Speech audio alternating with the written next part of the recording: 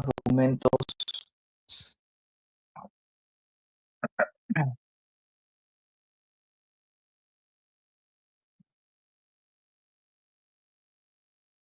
Voy a compartir pantalla para irles explicando.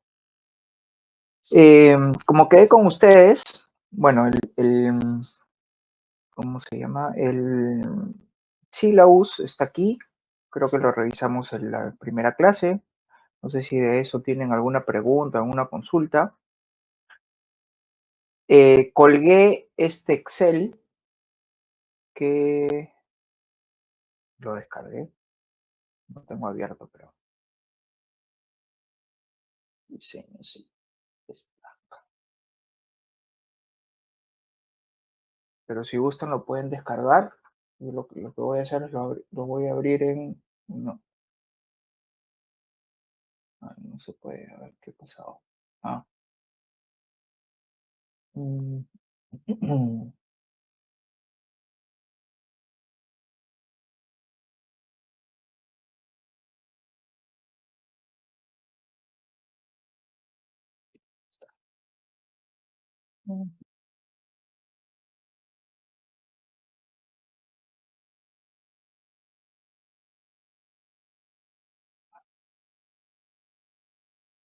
Que es más que nada es el cronograma.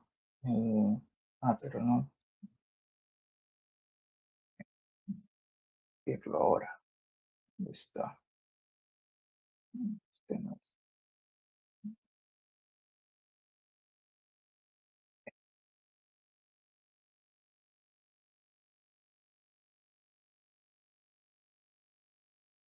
¿Se ve?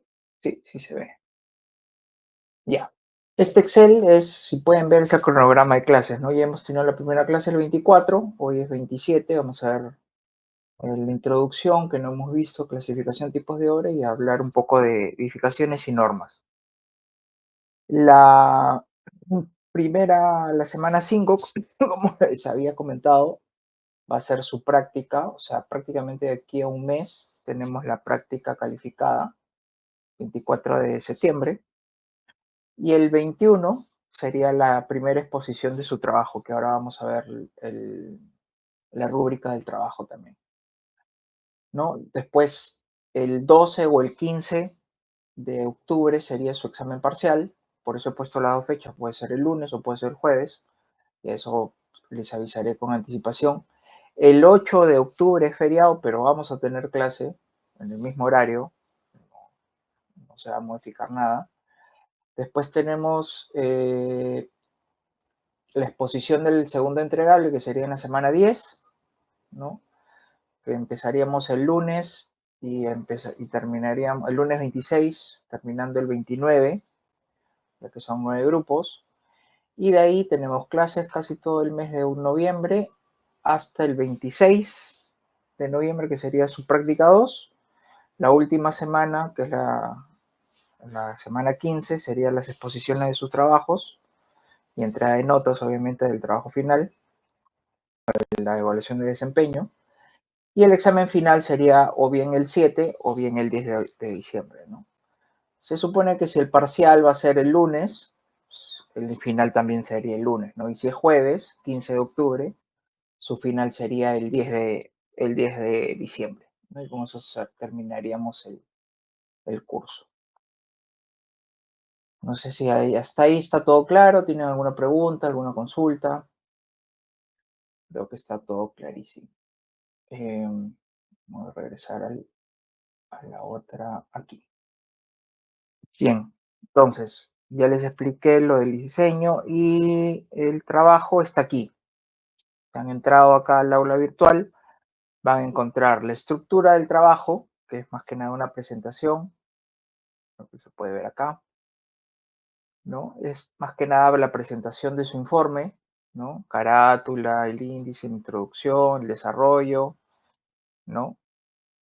Hallazgos, conclusiones y anexos, ¿no? En la sesión 2, cada grupo confirmará a sus integrantes, o sea, hoy es en teoría, el delegado me tiene que enviar o copiar este, el link del Drive que han creado, donde supuestamente se han inscrito los diferentes grupos, ¿no? Que ahora les voy a mostrar también la rúbrica y ahí dentro de la rúbrica hay una hoja. eh, Después tenemos la redacción del trabajo final, no debe ser 25 páginas, no debe ser menos de 25 ni máximo 35. Yo diría 20 páginas suficiente, no, no, tampoco les quiero pedir un trabajo muy extenso, ¿no? Este, las exposiciones son en PPT, ¿no?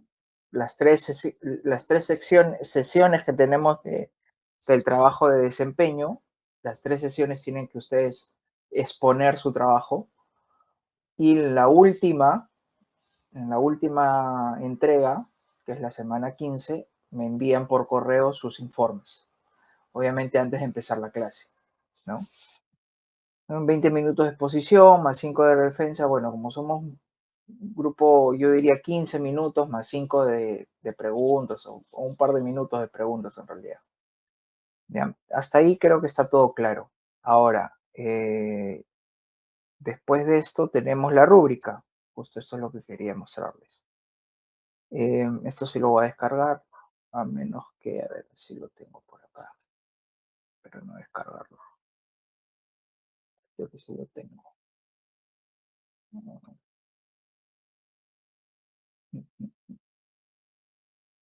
Parece que no.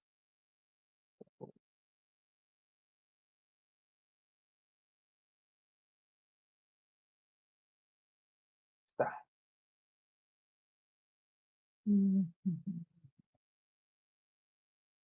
O pasadas. No importa, voy a descargar este de acá que preparé. Bien, realizar. Eso es lo mismo acá.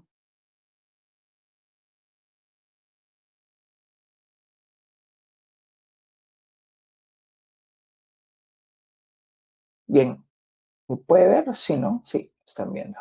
Y ustedes lo pueden descargar todo. Esta es la rúbrica con la cual yo los voy a evaluar, ¿no?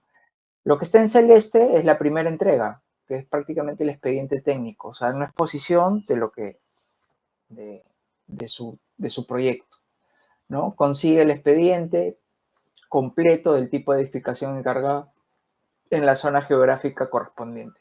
Obviamente la zona correspondiente es Lima, ¿no? O si ya hay alguna provincia, Arequipa, Cusco, Trujillo, Piura, pero lo ideal sería que sea todo en Lima, ¿no? Para que tengan la chance de poder visitarlo.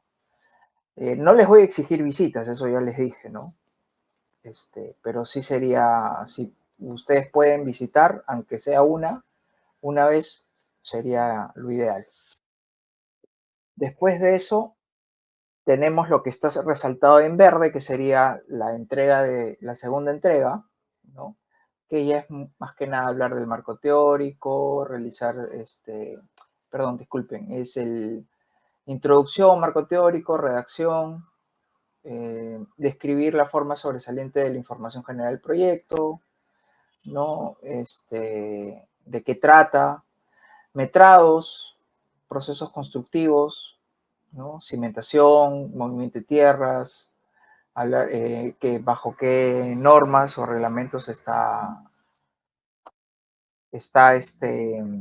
diseñado y se va a construir su proyecto, ¿no? Y bueno, y lo último serían los metrados. Digamos que la segunda entrega vamos a hablar de todo lo que es la subestructura, todo lo que está por debajo del nivel cero.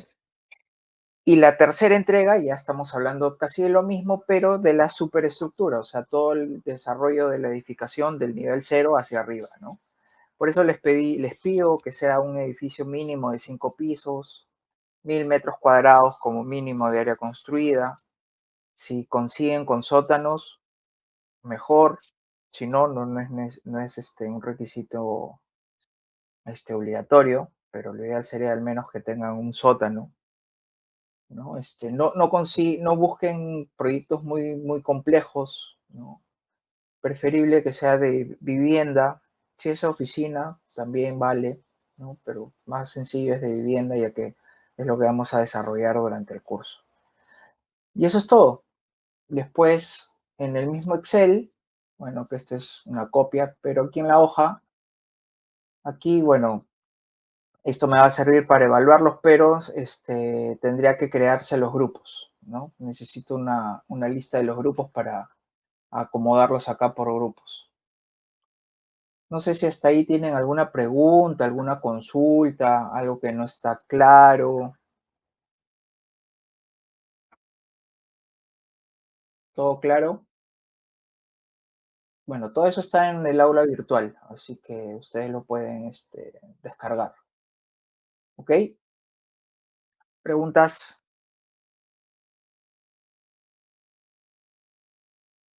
Bueno, pues si no hay ninguna duda, empezamos. A ver. eh, ya hemos hablado de esto, la primera vamos a ver frente a edificación y normas.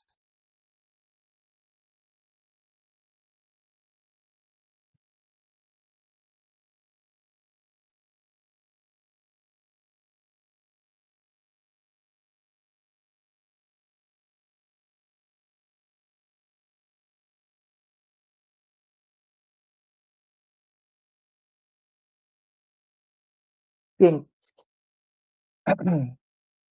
¿quién me puede decir qué es lo que estamos observando ahí en la primera imagen?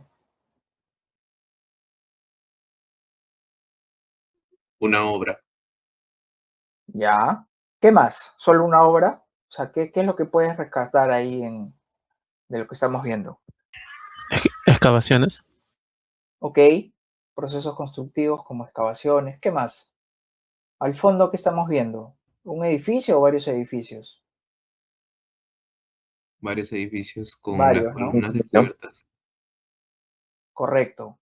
Hay por lo menos 3 edificios que se están construyendo casi en paralelo. 2 que están a los extremos, que ya prácticamente están por terminar, y en el centro se está levantando otro, ¿no? Vemos en la parte, digamos, frontal, aquí, una excavadora que está haciendo trabajos de movimiento de tierras, ¿no? Posiblemente están abriendo zanjas para alguna red de instalaciones de agua, de desagüe o instalaciones eléctricas posiblemente, ¿no? Ahora, ¿cómo creen que se debe ejecutar un proyecto de esa magnitud? ¿Qué es lo primero que nosotros como ingenieros necesitamos? ¿Qué insumo es lo que nos da el alcance de lo que tenemos que construir?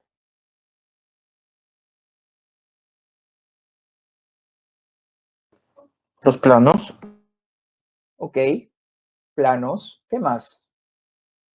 Los planos son los documentos principales, ¿no? Pero ¿qué más necesitamos?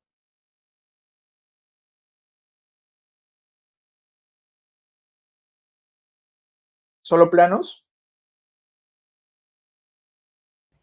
Todo el expediente técnico. la experiencia. Ya, ok. Ese es el expediente técnico, es el compendio o el conjunto de todos los documentos que necesitamos. Ahora, yo pregunto, ¿cuáles son esos documentos que se van a necesitar? Ya un compañero dijo planos, pero solo con planos, Estudios previos. ¿cuáles son esos estudios previos? Estudios suelos, por ejemplo. Ya, ¿solo el estudio de suelos o qué otro estudio creen que se necesita? Metrados, ¿Metrados? No, pero estoy preguntando de estudios. Metrados sí, ok, ya. Parte del expediente también son los metrados, correcto. Ya, pero me han hablado de estudios previos. ¿Qué estudios previos se les viene a la cabeza? Topográficos. un El replanteo, exacto, el levantamiento topográfico es uno, el estudio de suelos es otro. Digamos que esos son los dos estudios principales o los más comunes que se utilizan en proyectos. Pero aparte de esos dos, ¿qué qué otros tipos de estudios preliminares se utilizarían o se necesitan? estructural, Estructural, pero como estudio, estamos hablando de estudios previos. O sea, te dan un terreno, tú necesitas saber dónde está ubicado el terreno y para saber dónde está ubicado necesitas un certificado de parámetros urbanísticos, ¿no?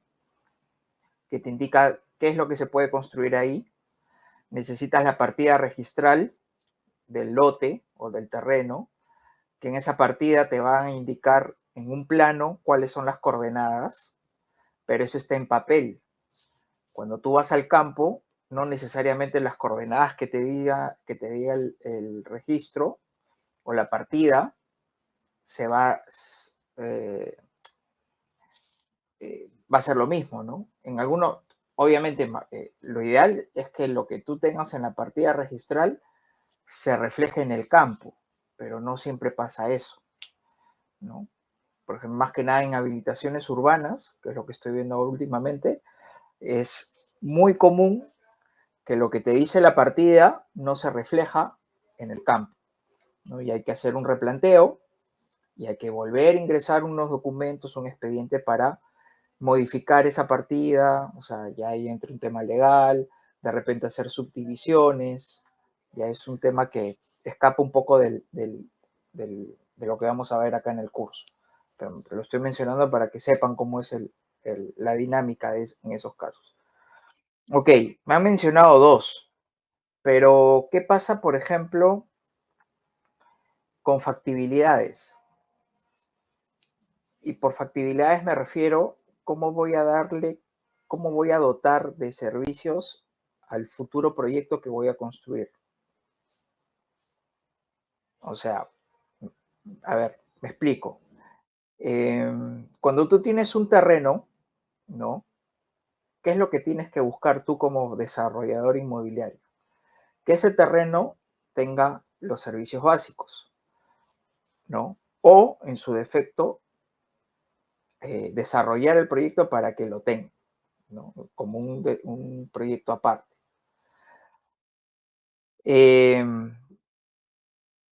Ustedes lo que tendrían que hacer como estudios previos, o al menos en el expediente técnico, tiene que haber un documento que se llama factibilidades, que es la factibilidad de agua y la factibilidad de luz o energía. ¿Qué significa esto? Que las empresas prestadoras de estos servicios, por ejemplo, SEAPAL en el caso de agua y desagüe, Luz del Sur o del Norte en el caso de energía, te van a responder diciendo que, ok, si tú piensas desarrollar un edificio de departamentos, te van a exigir que, o mejor dicho, te van a informar que en la calle donde está tu terreno, las tuberías o las conexiones domiciliarias no te pueden garantizar la dotación de agua que tú necesitas. Y en ese caso, SEAPAL te va a contestar con una carta que se tiene que hacer digamos, una ampliación o modificación a las redes que están cerca. Puede ser instalando nuevas redes de agua, ¿no? Te van a dar unos puntos. Y o bien lo hace SEAPAL, se va a demorar, o en su defecto, tú presentas un proyecto para que SEAPAL te lo apruebe, ¿no? Cuántos metros lineales de tubería vas a instalar, de tal punto a tal. Los puntos te lo da SEAPAL, te dicen un plano de esta cometida hasta este punto, ¿no? Y las calles, todo el corte de las calles también. Igual con el desagüe, ¿no? Lo mismo. Ahora, ahí hay dos caminos. SEAPAL lo puede hacer, ¿no? Obviamente puede tomar un tiempo, o en su defecto, como parte de aporte, tú lo puedes realizar y obviamente ese dinero después, como es parte de la inversión, pero lo recuperas, ¿no? Y el tema del agua, de la luz o de la energía, lo mismo, ¿no? Si tu terreno o en su defecto el edificio necesita una subestación o un transformador, te lo van a indicar y es muy probable que tengas que ceder una esquina o una parte de tu terreno para que del Norte o Luz del Sur construya una pequeña subestación o ponga ahí un transformador, ¿ya? Eso es parte de unos estudios previos, ¿no? ¿Por qué? ¿Por qué lo digo? ¿Por qué lo menciono? Porque el expediente técnico, por lo general, de un edificio, saca de lado estas obras preliminares o obras complementarias, porque es un expediente aparte, son obras aparte, ¿no? O sea, es justamente, regresando a lo que mencionaba, el desarrollador inmobiliario lo que busca es que el terreno donde va a construir tenga los servicios básicos, y si no los tiene, proveérselos, ¿ya? Entonces, eso es dentro de, digamos, se consideraría parte de unos estudios preliminares. Ahora, otro estudio que a veces no se menciona, al menos en edificios, ahora algunos municipios lo piden, ¿no? Que es el impacto vial, más que nada por el tráfico.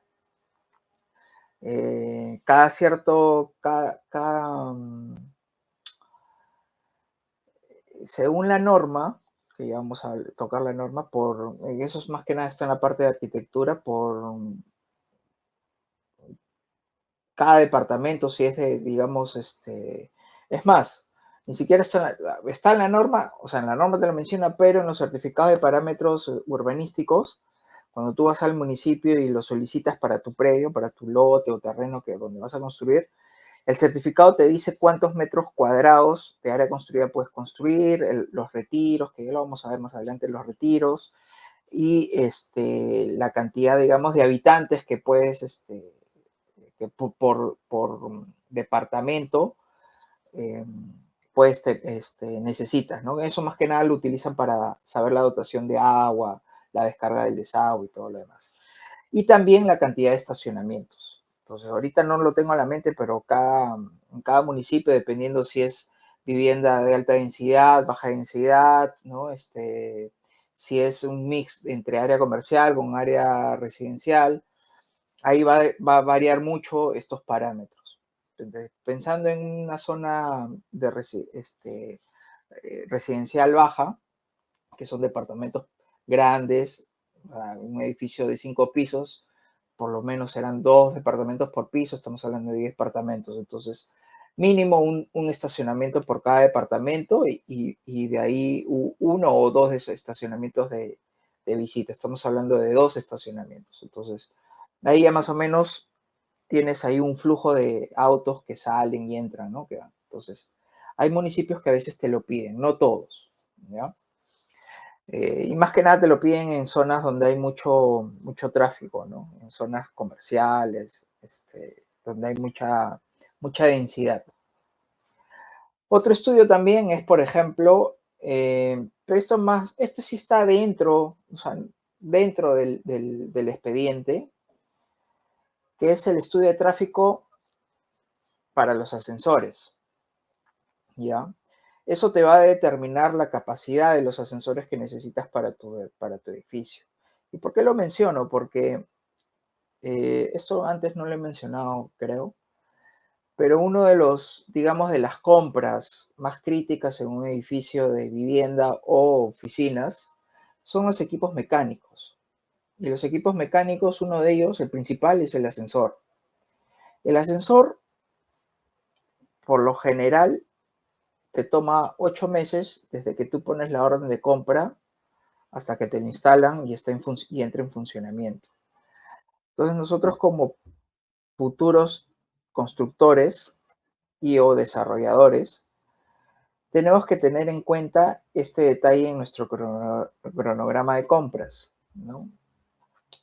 Me estoy adelantando un poco, pero si no lo vemos a tiempo, se puede convertir en algo crítico. Imagínense, pues, tener un edificio construido ya a puertas de hacer las entregas y que no tenga los ascensores operativos.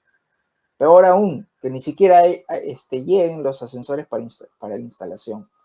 ¿Cómo creen que quedaría la inmobiliaria constructora frente a sus clientes? ¿Ustedes creen que podrían hacer las entregas de los departamentos? De repente los primeros pisos, ¿no?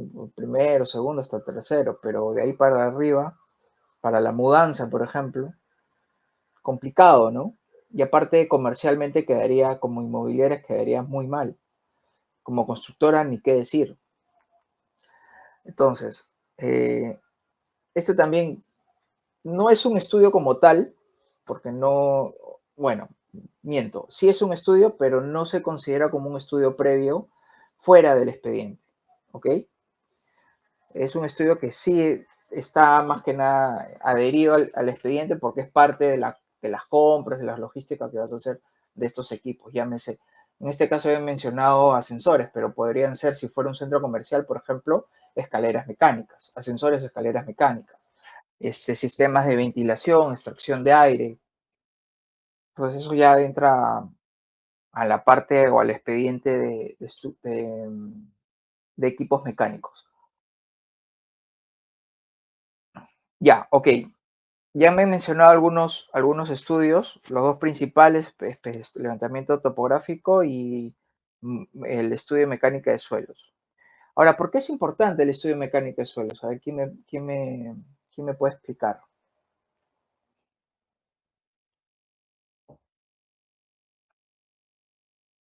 Para conocer Para, el tipo de suelo, principalmente es eso, para conocer el tipo de suelo, el estructural lo va a utilizar para hacer el diseño de las cimentaciones, como menciona acá su compañero Yarly, y nosotros como constructores para saber qué es lo que vamos a encontrar ahora que excavemos, ¿no?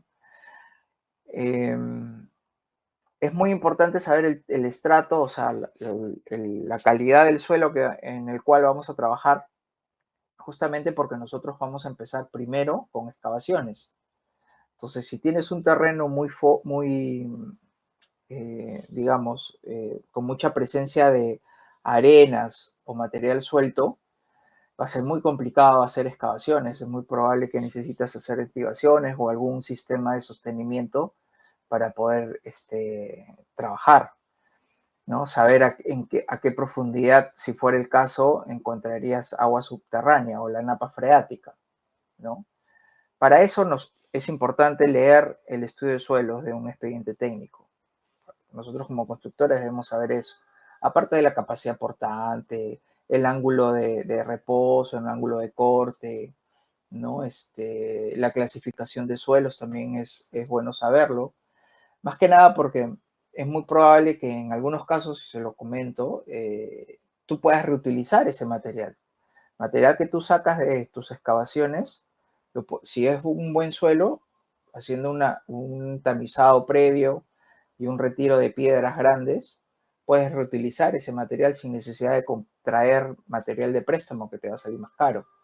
Pero todo depende del estudio que tú hagas, ¿no? Obviamente eso lo tienes que llevar una muestra para ver si el suelo que estás sacando lo puedes reutilizar para tus rellenos, ¿no? Se los comento porque en algunas oportunidades lo hemos hecho con las empresas donde hemos trabajado y nos hemos ahorrado un montón de dinero, ¿no? Y ahí está la ganancia. Una de las partidas fuertes, al menos en la etapa de inicio, es justamente el movimiento de tierra, las excavaciones y los cortes, rellenos, eliminación, ¿no? Se mueven bastantes volúmenes de material. Ok, ya me dijeron una de las importancias. Ahora, entrando a lo que es el expediente técnico en sí, ¿qué documentos mencionaron por ahí? Metrados mencionaron plano, pero ¿qué otros documentos están dentro de un expediente técnico? Cronogramas, que es el tiempo, ¿no? El planeamiento, correcto. ¿Qué más? Valorización, avance. Bueno, eso ya es parte de la ejecución. En el expediente vas a tener el cronograma y vas a tener el presupuesto. Instalaciones eléctricas, sanitarias, memorias de cálculos, memorias descriptivas, ¿ok? Instalaciones eléctricas sanitarias, digamos que es como clasificas tu expediente, que ya lo vamos a ver, que lo clasificas por especialidades. Pero yo estoy preguntando por documentos. ¿Qué documentos están dentro de un expediente? O sea, en general, ¿no? Obviamente va a haber planos eléctricos, sanitarios, estructuras, arquitectura, por especialidad, obvio. El documento son los planos.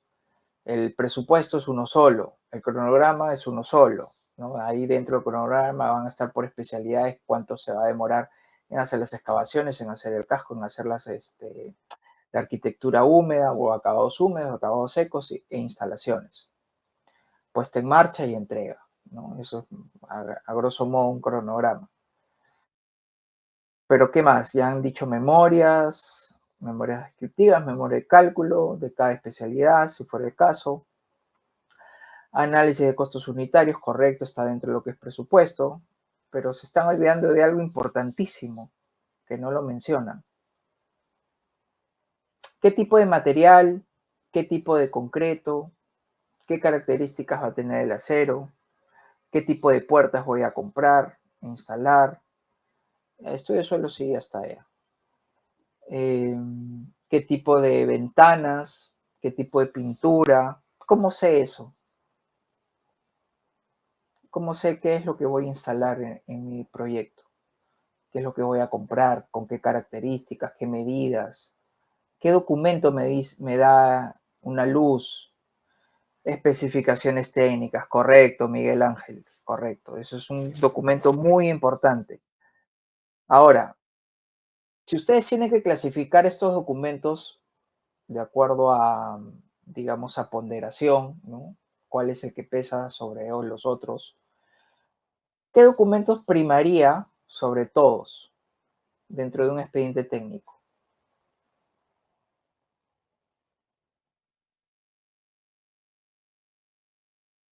¿Cuál es el documento más importante dentro de un expediente técnico?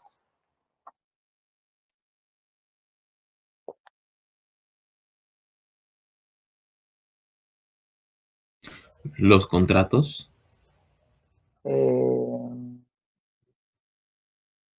Ya, ok. Estamos hablando, ya, ahí voy a hacer una aclaración.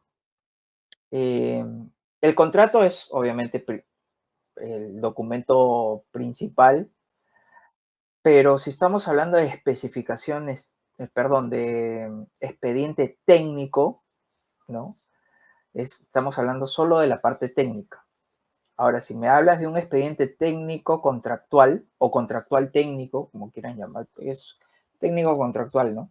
Es el expediente técnico en sí, como hemos clasificado o hemos mencionado los documentos que están dentro, más el cronograma, perdón, el contrato. Y dentro del contrato a veces te piden algunos requisitos, financiamiento, cartas fianzas, garantías, todo eso, todos esos documentos pertenecen a lo que vendría a ser tu expediente técnico comercial, si quieren llamarlo de esa manera, o técnico contractual, ¿no? O sea, sí es importante el contrato, que ya lo vamos a ver y hay diferentes tipos de contratos, ¿no? Pero haciendo, digamos, una separación entre uno y el otro, enfoquémonos ahora solo de la parte técnica,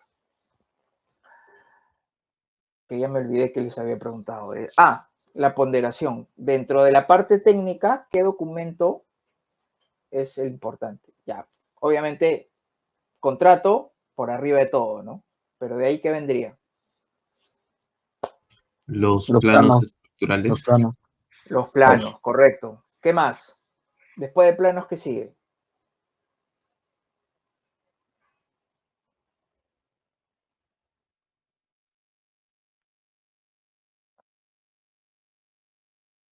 Lo que se va a construir. No, me refiero a ponderación de documentos.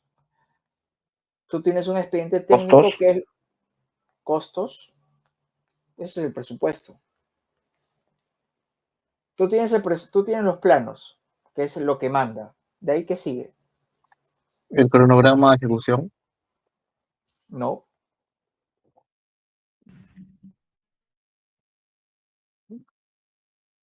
no tiene nada que. El cronograma sí es parte del documento, del expediente técnico, pero en ponderación,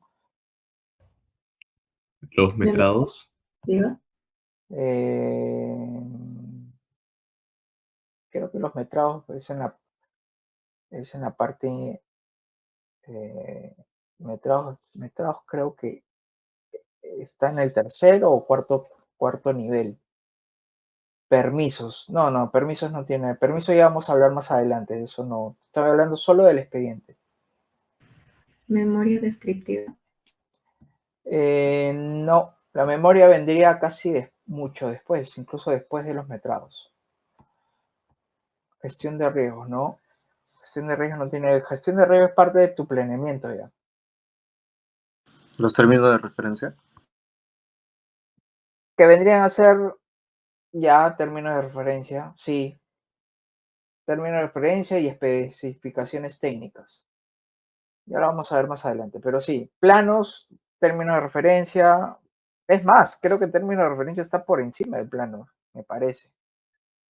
Porque aunque los términos de referencia te da una visión global de lo que vas a construir. O sea, es una descripción y te dan algunos parámetros que más que nada eso te sirve para redactar el contrato.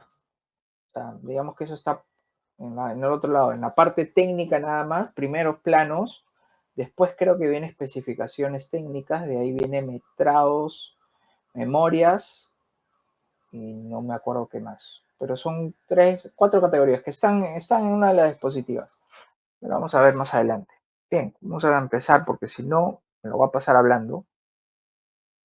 A ver, ¿cuál es la diferencia entre construcción y edificación? Construcción, acción que comprende habilitaciones urbanas, construcción de edificaciones, ingeniería, ¿no? O sea, estamos hablando de todo tipo de actividad que transforma el medio ambiente o el lugar donde nosotros habitamos, ¿no?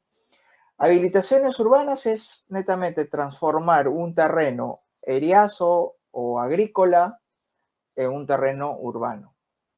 ¿Cómo lo transformamos? Obviamente brindándole a este terreno parámetros urbanísticos, ¿no? De zonificación, dándole servicios, luz, agua, desagüe, pistas y veredas, ¿no? Eso es lo básico, donde ya el desarrollador inmobiliario después venderá lotes o se pondrá a desarrollar viviendas unifamiliares o viviendas multifamiliares o centros comerciales, con centros educativos, con áreas comerciales, áreas de oficinas, de almacenes.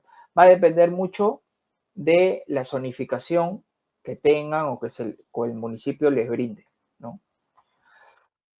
Y la edificación es proceso edificatorio de una obra de carácter permanente sobre un predio, ¿no? Un predio, un lote, un terreno, cuyo destino es albergar a la persona en el desarrollo de sus actividades. Puede ser de vivienda, de trabajo, laborales, de distracción, ¿no? Como centros comerciales, teatros, cines, etc. Y bueno, justamente habilitación urbana, lo que le estaba diciendo, ¿no? Proceso de convertir un terreno rústico o eriazo en urbano, ¿no?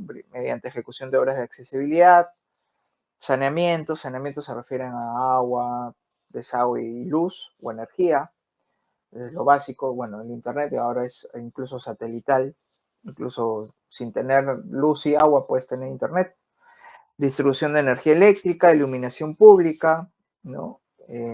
De forma adicional, redes de gas y, bueno, telecomunicaciones, ¿no? Que vende ese teléfono y fibra óptica para el internet, etc.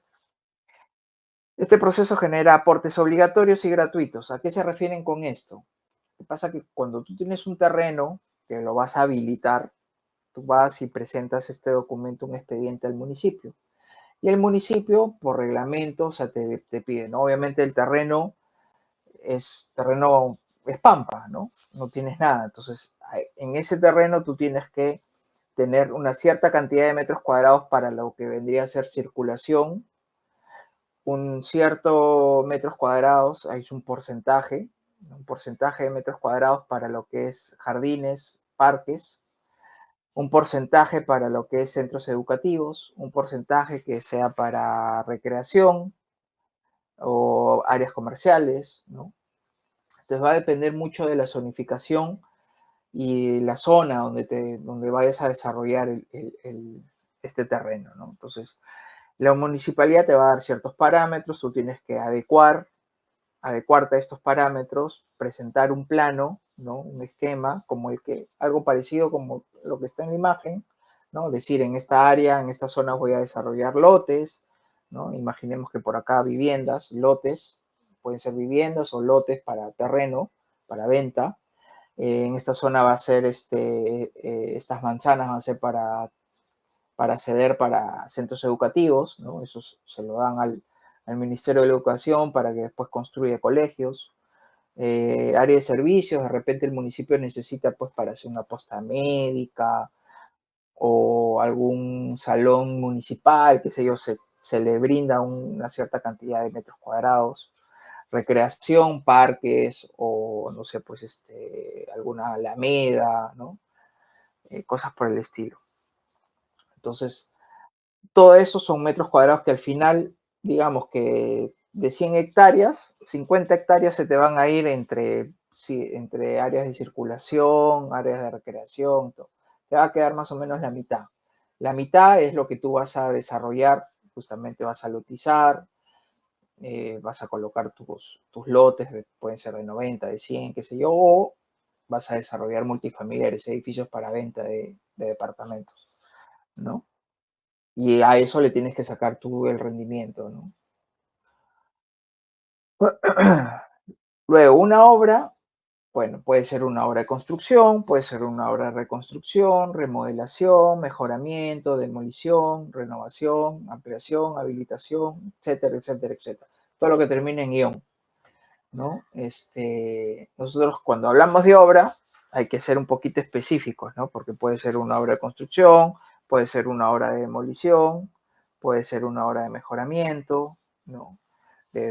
Bueno, demolición ya dije, reconstrucción, si fuera el caso, reforzamiento también, ¿no? Entonces, es más que nada para darle, hacer las salvedades de los términos, ¿no? Porque a veces uno dice obra y después otro dice proyecto, ¿no? Son totalmente cosas diferentes, ¿no? Ahora, bienes inmuebles o bienes raíces, ¿no? Todos aquellos bienes que están ligados al suelo y que no se pueden mover, ¿no? Están asociados física y jurídicamente al terreno. Por eso el nombre es jurídicamente, porque cada lote tiene una partida de registros públicos. Es como si fuera la partida de nacimiento. En esa partida, si por ejemplo tú compras un inmueble, ¿no? Un departamento, ese departamento a la hora que nazca, entre comillas, a la hora que te lo entreguen y la inmobiliaria ya tenga la independización del municipio y vaya y lo registre a los registros públicos a tu nombre, si es que tú lo compraste al cash, ¿no? Al contado, va a salir a tu nombre, ¿no? Y sin ninguna carga. ¿A qué me refiero que no tiene carga? Que no tiene ninguna deuda, o sea, no lo has comprado con crédito hipotecario. Cuando tú haces una compra de un departamento o un lote, en todo caso, bueno, los lotes ahora les explico, pero un departamento tú lo compras por lo general lo compras con un crédito hipotecario, das un inicial o un poco más del inicial y el resto lo financias. Entonces, como todavía no es de tu propiedad al 100%, ¿no? Es propiedad del banco, el banco prácticamente te está prestando el dinero para que tú compres ese departamento. Sin embargo, la garantía que tiene el banco es justamente el bien inmueble, ¿no? Pues si en caso tú te demores en pagar, qué sé yo, entras en obviamente hay un procedimiento, ¿no? No es que te lo quitan de un momento para otro, tienen que pasar digamos, ciertos pasos para llegar allá al extremo que es que te quiten el departamento y el banco lo que hace es ponerlo, lo subasta y recupera su plata, ¿no? En este caso, cuando ya el inmueble está para registrarse en los registros públicos, la inmobiliaria lo que hace lo registra el nombre del banco, ¿ya? O sea, el inmueble sale a nombre del banco.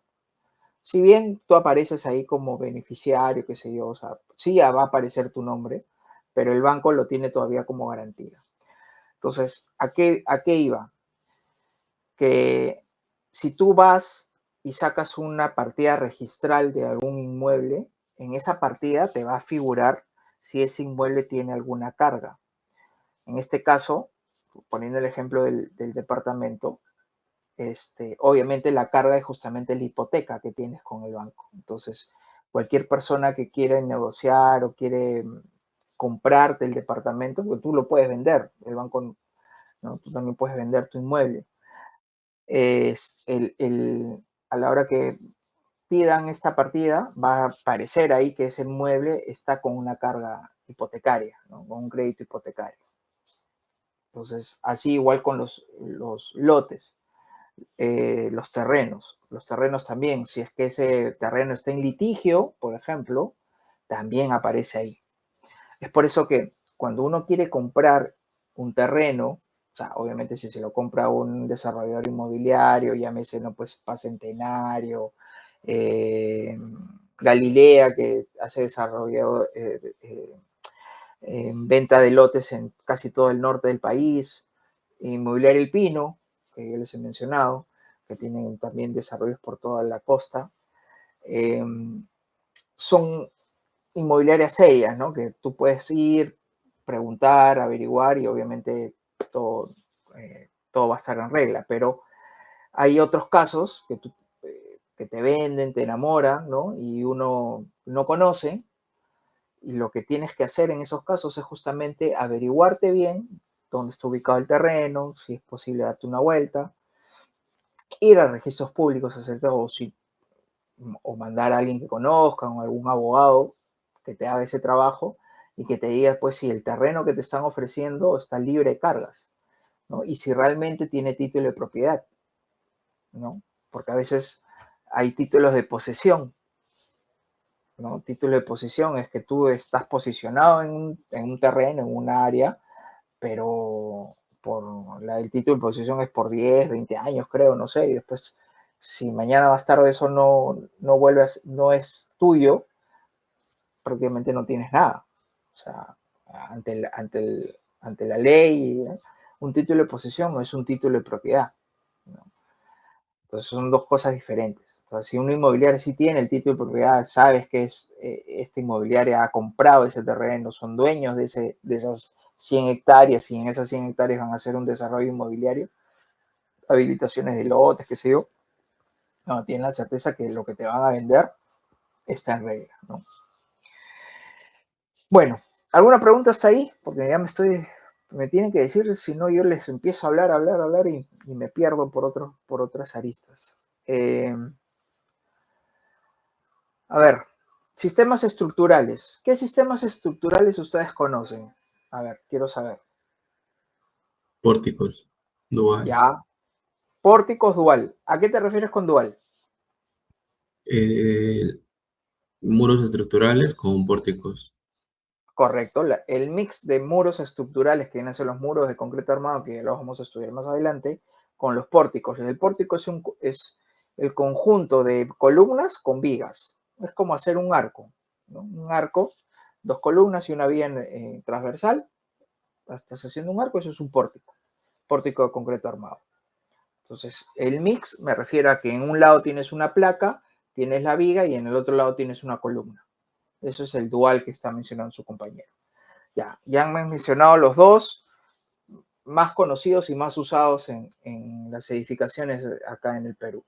¿Qué otro tipo de sistemas conocen? De ¿Solo hay albañilería. dos? Albañilería, ok. Pero la albañilería, ¿qué tipos hay? Confinada. Una es confinada, correcto. ¿Y otro? Armada. Armada. Armada, muy bien. Y después hay una combinación entre estructura dual con albañilería, ¿no? Que es prácticamente todos los edificios que se están desarrollando acá en el Perú, ¿no? Ustedes pueden pasar por todos los distritos de la capital, están levantando el casco, que puede ser una estructura aporticada o estructuras con muros de concreto armado, y debajo de ellos, o sea, tú estás levantando, ves que la torre está subiendo y en los pisos inferiores empiezan a cerrar con tabiquería, ¿no? Albañilería. Eso estructuralmente no es una albañilería confinada o una albañilería armada al 100%. ¿Por qué? Porque esos muros, que ya más adelante les voy a explicar, van a tener un grado de libertad, ¿no? Entonces no se consideran como tal, porque el proceso constructivo de confinado, tú primero tendrías que levantar el muro de albañilería y luego hacer las columnas y después la viga solera o en su defecto la losa. Y de ahí continuar. Entonces ahí prácticamente el muro de albañilería es el que se va a llevar la mayor carga sísmica cuando suceda un evento, ¿no? El proceso constructivo hace que trabaje así la estructura. Muy diferente sería si tú primero haces las columnas, después la viga y losa, y después de eso empiezas a levantar los muros. Ahí lo que va a trabajar va a ser los pórticos, más no la albañilería, ¿no? Ahí con ese ejemplo se pueden dar cuenta que el proceso constructivo influye mucho y es muy importante a la hora de saber o de... es muy importante más que nada cuando viene la demanda de cargas laterales, ¿no? En este caso, sí. O sea, la forma como se construye influye mucho en el comportamiento de la estructura. Por eso hay una frase también que no le he visto acá, o de repente está más adelante, de que los planos te pueden decir cosas muy bonitas, se puede hacer, o sea, puede estar muy bien diseñado para ciertas fuerzas, todo, pero si tú no construyes bien, lo que estaba diseñado realmente no va a funcionar. Es por eso que la estructura se comporta no como se diseña, sino como se construye. Entonces es muy importante, nosotros a veces no le tomamos ese valor a lo que hacemos en las obras. O sea, la estructura en realidad se va a comportar no tanto como está diseñada, sino cómo fue construida, ¿no? Es por eso importante también nosotros como constructores, en su momento, que ya me estoy adelantando, saber dónde hacer los cortes de concreto, dónde puedo hacer las juntas frías, ¿no? Para las losas, para las vigas, porque eso parece mentira, es algo tan sencillo, influye bastante a la hora que la estructura o el edificio se vea comprometida a resistir las fuerzas de un sismo, ¿no? Ahora que estamos hablando tanto del famoso sismo de 8.8, ¿no? Lo que pasaba en Chile, lo que pasaba en Venezuela, en Colombia, ahora último, en Filipinas hace unas semanas, lo que pasaba, bueno, lo de Nepal es otra cosa, ¿no? Eso sí ayer, es totalmente diferente, pero en Venezuela, por no tener cuidado, o sea, no respetar mucho su reglamento de construcción, ha pasado lo que ha pasado, ¿no? A diferencia de Colombia, en Colombia si ustedes hacen una comparación, en Colombia no se ha visto tantos edificios que se han venido abajo, ¿no? Colombia es uno de los países que también tienen una norma como la peruana bien estricta en el tema de análisis sísmicos y diseño de estructuras. Igual que Chile, ¿no? Chile ni qué hablar. Chile, Japón. Bueno, esto está en el índice de la norma E030, ¿no? Acá te habla de sistemas estructurales y también la norma 060, me parece. Bueno, acá hay un poquito de presentación del proyecto.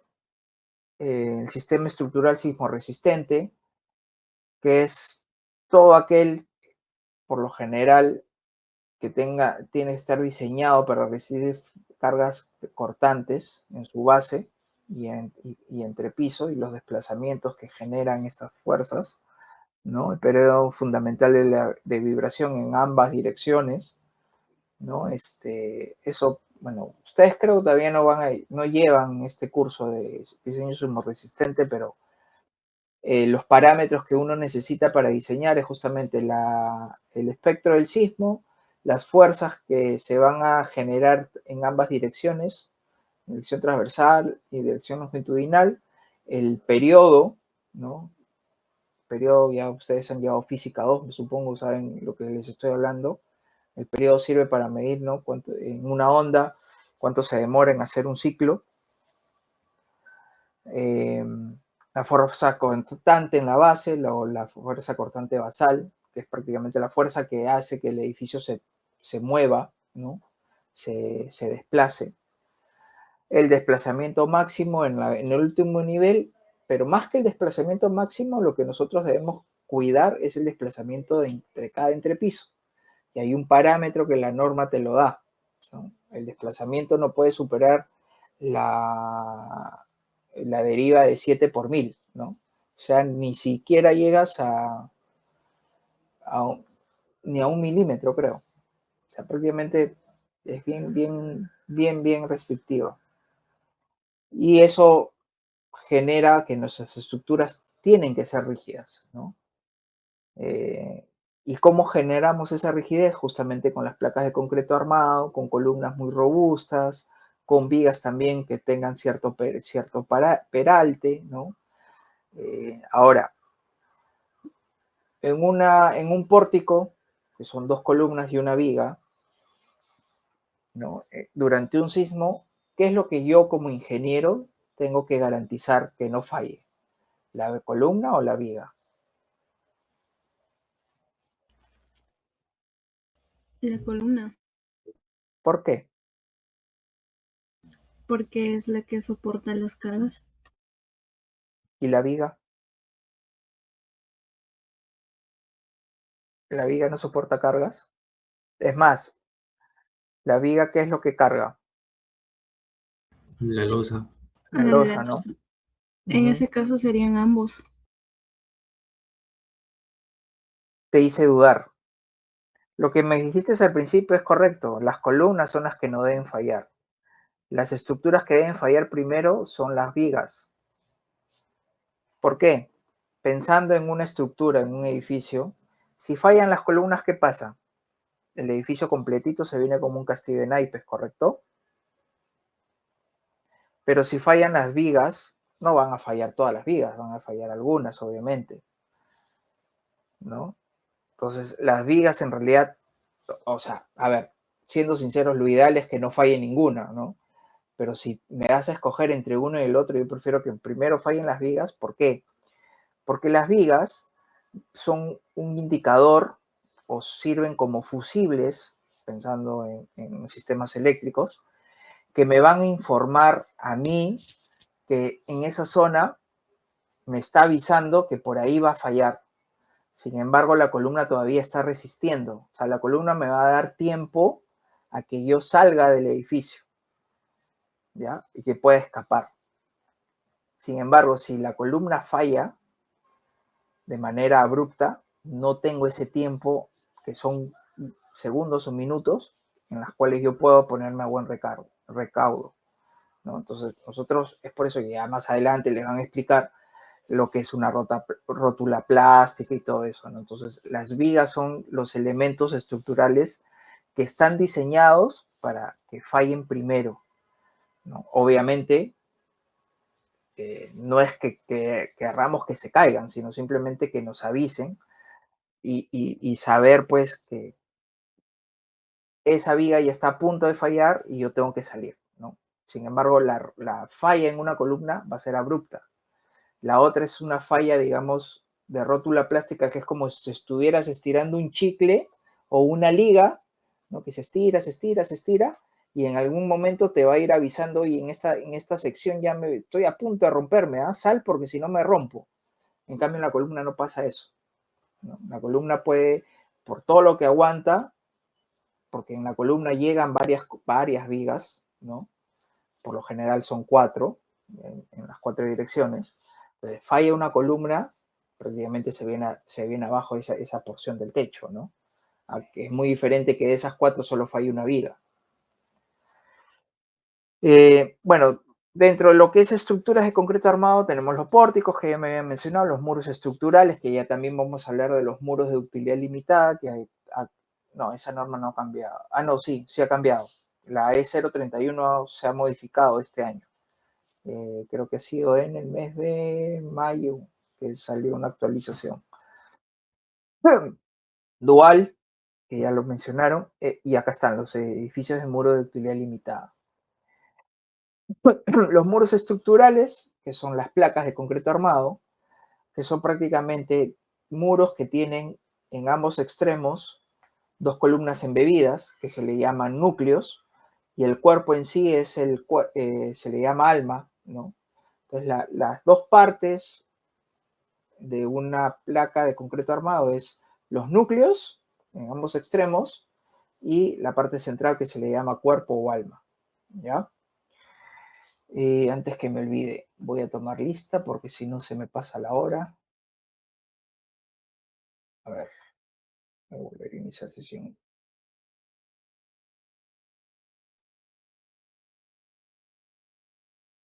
Lo malo que el nuevo sistema que han implementado, no sé si ustedes también lo están manejando, me bota cada rato. Tengo que, a ver.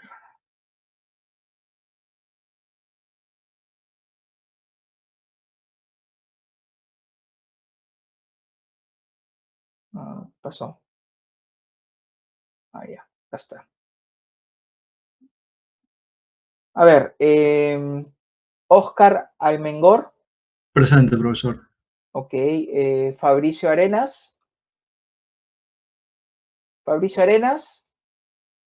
Yera Layala, por favor, como dije en la Presente, primera profesor. clase. Gracias, Yera.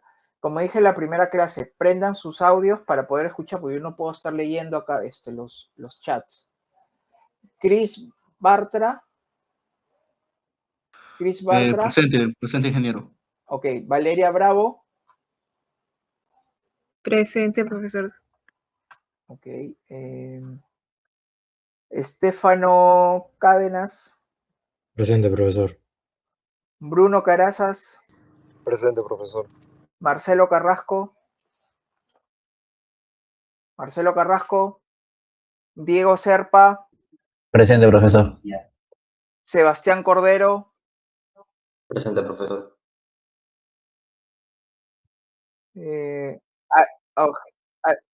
Ok, Carrasco. Alejandro Cuello. Presente, profesor. Juan Jesús Cuyi. Presente, profesor.